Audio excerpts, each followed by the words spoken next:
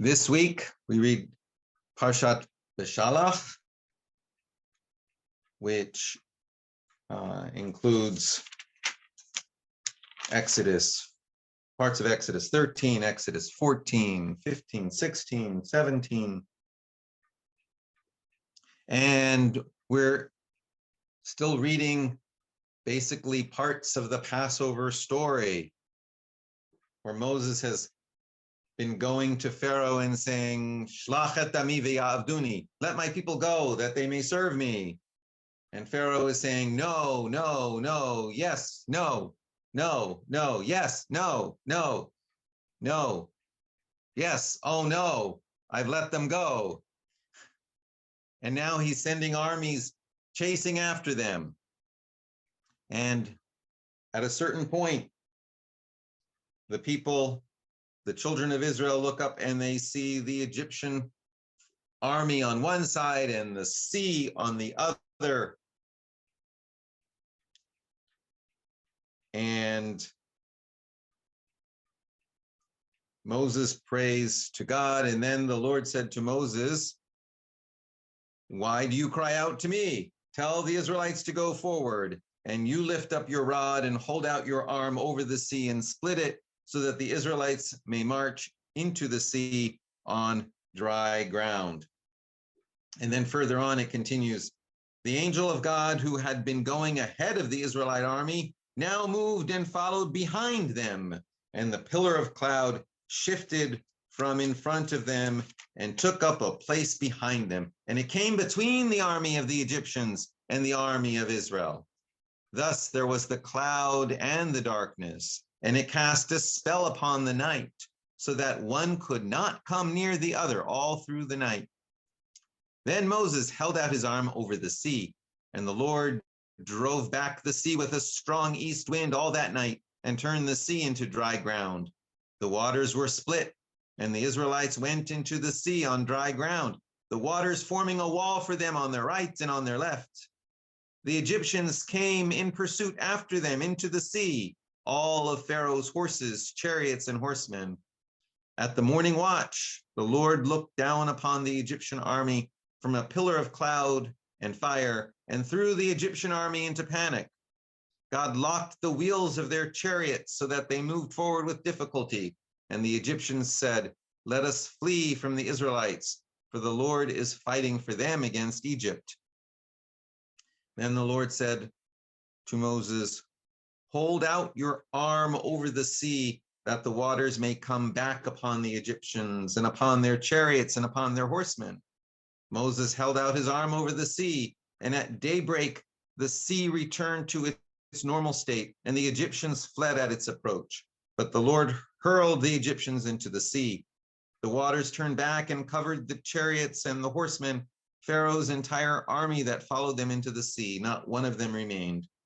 But the Israelites had marched through the sea on dry ground, the waters forming a wall for them on their right and on their left. Thus, Adonai delivered Israel that day from the Egyptians. Israel saw the Egyptians dead on the shore of the sea. And when Israel saw the wondrous power which the Lord had wielded against the Egyptians, the people were in awe and revered Adonai. They trusted in Adonai and in God's servant Moses. And they sang a song which includes the words, Mi chamocha ba'elim Adonai, mi kamocha nehedar b'kodesh, nora tehilot osefele, nora tehilot osefele. And we sing those words in every morning service and in every evening service. And in some way, in doing that, put ourselves back in that moment, because this story of coming out of Egypt and this story of God guiding us out, protecting us, shepherding us, advocating for us, this is a paradigmatic example of redemption in our tradition.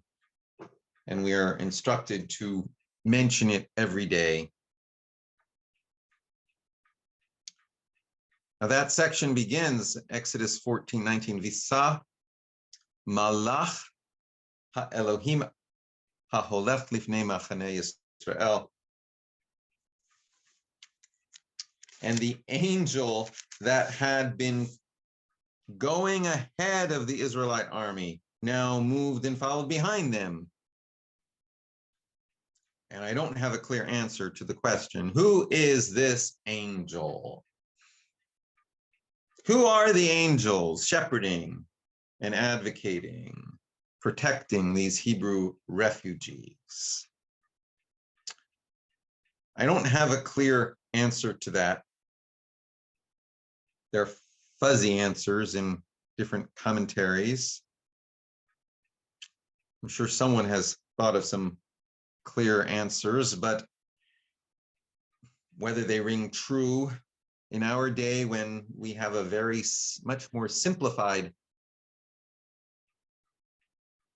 host of characters in our spiritual cosmology, we have a much more simple model of spiritual life in our heads than some of our ancestors did. But I noted as well that today has been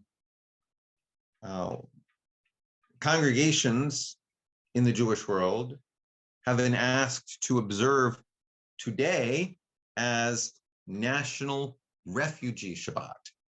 In particular, HIAS, the Hebrew Immigrant Aid Society, and the Anti-Defamation League, the ADL, have asked congregations to observe somehow National Refugee Shabbat. Today is also known as Shabbat Shirah, the Shabbat of song, or the Shabbat of the song, because on it we read in the Torah this song at the sea, in which these words Mi Chamocha are also recited, and it is customary also sometimes for congregations to mark this week, this Shabbat, with lots of singing and music. But it is also appropriate that we mark this Shabbat also as a Shabbat commemorating the plight of refugees.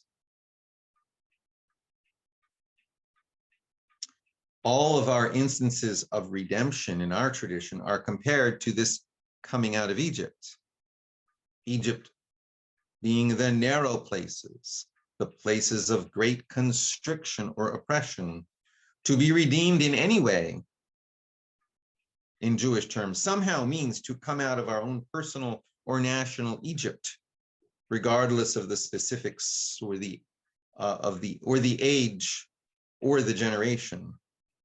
And that story of coming out of Egypt ultimately is a refugee story. The story of being Jewish is ultimately at core the story of being refugees, fleeing from oppression and wandering in the wilderness for 40 years before finding home.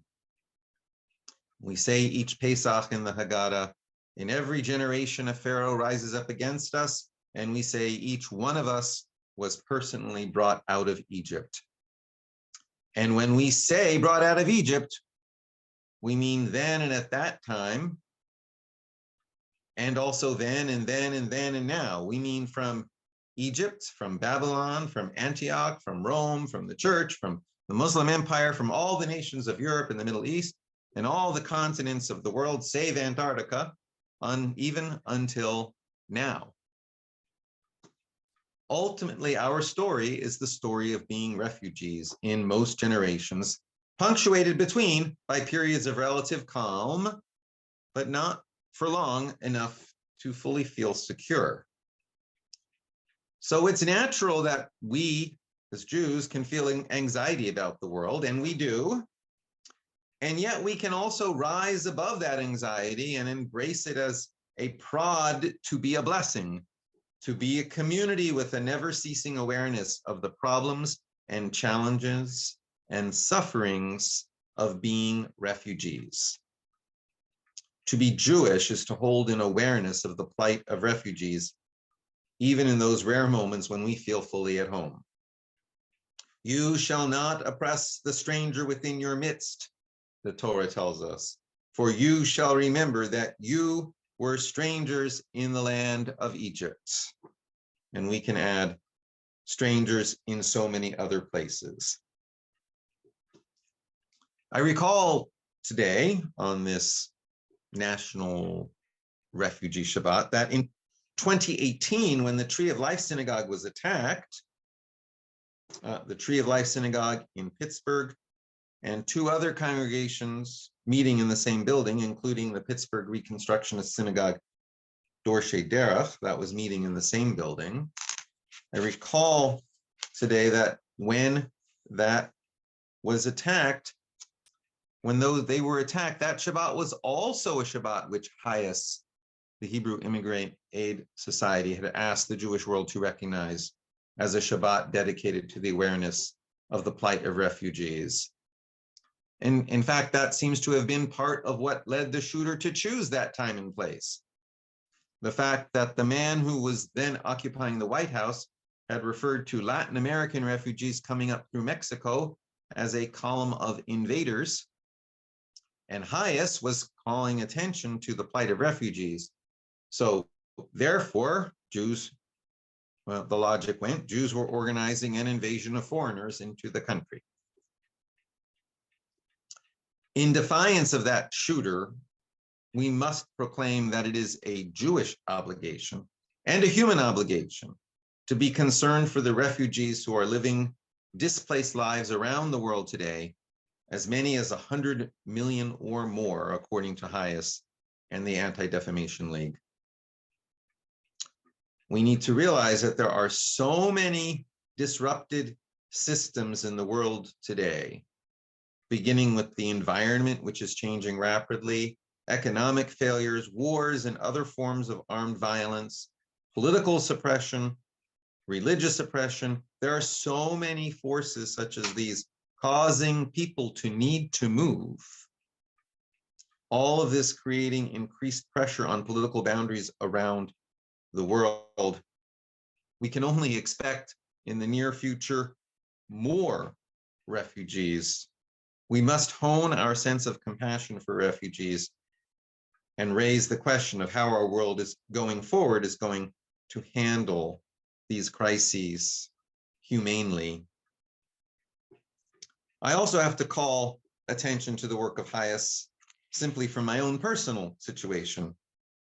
My mother's family were refugees from the Nazis in the months and years leading into World War II. They struggled to get out of Austria, which had been absorbed into Germany, and they were lucky to have just enough contacts to be able to get indirectly to New York before America entered the war. The United States had severe quotas restricting the number of refugees that they would let into the country. Quotas which were purposely designed to keep out as many non-Aryans as possible. They didn't call them Aryans, but they meant to keep America white and of Northwestern European stock. As you will recall, Trump said, Norwegians, why can't we have more immigrants like them? The United States also had anti-Semitic and racist bureaucrats in government intent on trying to prevent even the available legal quotas from being filled. My grandparents evidently could not get into the country under the Austrian quota, but my grandfather was born in Belgrade to Austrian Jewish parents, so the family was able to come in under the Yugoslavian quota. And all of this came down to luck in the end. But my mother has made it clear that part of the luck was due to HIAS, who helped them when they needed help. HIAS also intervened recently in a different situation involving Harrisburg. A few years ago, there was a well-respected, well-liked employee at the Jewish home. So in effect, working for an agency of the Jewish community, and this well-respected employee had been a refugee from Eritrea. And he had been able to get to America legally. But his brother and sister were among a significant number of undocumented, or maybe it's more accurate to say unnormalized, Eritrean refugees in Israel living in the south of Tel Aviv. Israel was going to deport him, this employee's brother. Israel was going to deport him to Rwanda under some controversial and little understood deal between the two countries.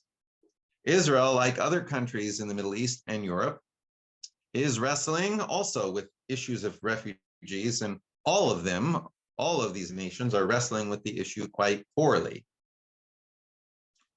Israel was going to deport the brother of this Harrisburg resident who worked at the home, and the leadership of the Jewish Federation of Greater Harrisburg reached out to anyone they could in order to object.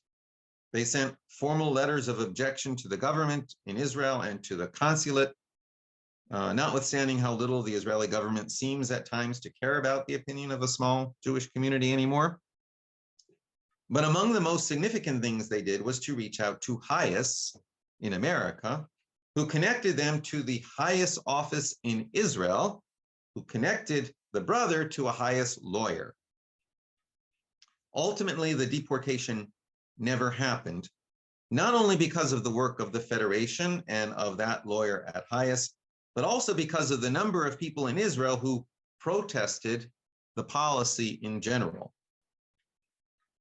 All of which goes to teach at least two things. One, first, that there are responses by Jews to the plight of refugees and to issues of human suffering in general that are not Jewish, especially when they are responses which overlook the basic humanity of all human beings and they forget that fundamentally the Jewish story is a story of being refugees. And this also teaches us that when the state of Israel is doing wrong, it actually can be productive to voice our objections to those who are making those decisions. And so even more, it becomes an imperative that we do so. Not simply venting our frustration, but lodging our objection in ways that it can be heard by those who need to hear it. We also learn from this account about the importance of Highest and the work they do, which is how Highest gets connected to this issue, this Shabbat, National Refugee Shabbat, when we are telling our core story of coming out of Egypt. My grandfather was an avid photographer. And when he and my grandmother and mother were sailing into New York Harbor in 1940, having sailed by neutral shipping to neutral ports, beginning in Istanbul, then to Athens, then to Lisbon, then to New York, my grandfather photographed the Statue of Liberty as they were passing by. I remember him showing me the photograph and telling me the story. For him, the Statue of Liberty represented America as it is described by the poem inscribed on the plaque on the statue's pedestal. Keep, ancient lands, your storied pomp, cries she with silent lips. Give me your tired, your poor, your huddled masses yearning to breathe free, the wretched refuse of your teeming shore. Send these, the homeless, tempest-tossed to me. I lift my lamp beside the golden door. That image of America is one which might seem very natural to many of us, but it is not universally held. That poem is by Emma Lazarus, an American Jewish woman of the 19th century, and one of the 7 inspirational American Jews that we at Temple Beth Shalom welcome into the Sukkah each year in our Ushpizin ceremony. That image of America, accepting these, the homeless, the tempest-tossed, the wretched refuse of your teeming shore, that image of America is a very Jewish image. It is the image of a people who at core are refugees, but who believe they have found a home. It may not be exclusively a Jewish image of America. Others may share that image too, but it is nonetheless a Jewish image of America, and it is a true image true in that it bears truth and rightfulness. It is a correct and moral image, but it is an image very much under threat. There are many in America who did not like that image when it was written, and many who do not like it now. But if America is an exceptional country in any way, it is because of this attitude towards refugees. Ironically, so many of those who preach American exceptionalism are actively working to undermine that exceptionalism. Ironically, so many who think that America should be a biblically based country actually support policies which ignore this basic biblical imperative, not to oppress the stranger, for you too were strangers. As situations exist across the globe, we can expect only to see great increases in the numbers of displaced persons and refugees in coming years. We must do what we can to remind those with impact, both in America and in Israel, that Judaism and basic human decency mandate that we should practice kindness and hospitality. Who are the angels shepherding and advocating for refugees? Unclear. That may be unclear, but let us strive to be among them. Shabbat Shalom.